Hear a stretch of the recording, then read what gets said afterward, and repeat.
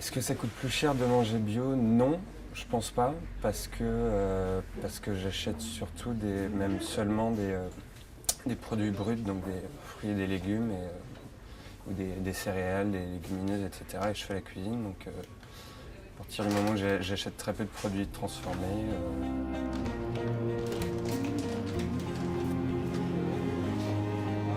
Alors sur la question du manger bio coûte plus cher, il y a beaucoup de gens qui ont des théories différentes. Pour ma part, moi qui consomme bio depuis quelques années, à travers d'abord les enfants et puis ensuite c'est quelque chose qu'on a standardisé à la maison, il est évident que pour un panier moyen d'une famille pour une semaine, on a un surcoût dans l'alimentation bio. Pour des raisons, encore une fois, de production. Il coûte plus cher aujourd'hui de fabriquer des produits bio que des produits classiques pour des questions de volume. Aujourd'hui, le volume de la production bio n'est pas et ne sera jamais celui de la production industrielle parce qu'on doit diversifier les productions, on doit laisser les terres se reposer, mais aussi parce qu'on a un degré d'exigence par rapport aux producteurs qui s'intéressent à ces marchés, qui sont des gens qui s'intéressent plutôt aux produits qualitatifs qu'aux produits quantitatifs. Toutes ces raisons-là font que la matière première dans le bio est plus chère. En revanche, tout le reste n'est pas plus cher.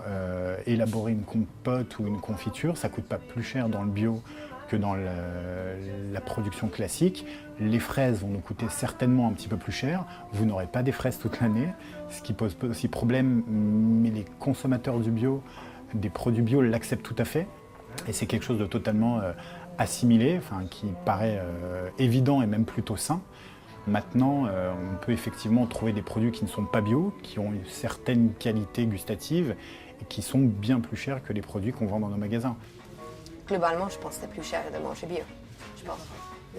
C'est certaines choses, soit il faut vraiment regarder tout ce qui est disponible avec pas mal de concurrents. Et puis je pense que c'est un marché qui s'ouvre énormément aussi.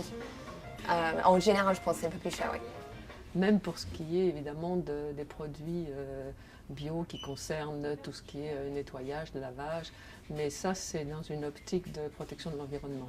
Donc j'essaie d'apporter ma petite contribution.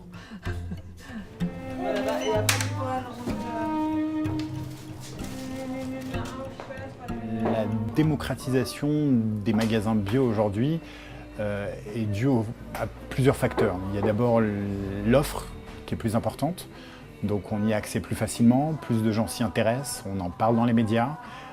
Il est évident aujourd'hui que ça a un intérêt de santé publique, que ça a des intérêts gustatifs, donc de plus en plus de gens s'y intéressent, donc de plus en plus de magasins ont une raison d'exister. Et là, les mécanismes de l'économie classique font que plus on aura de consommateurs, plus on pourra avoir de producteurs et plus on pourra avoir des prix qui seront intéressants et abordables.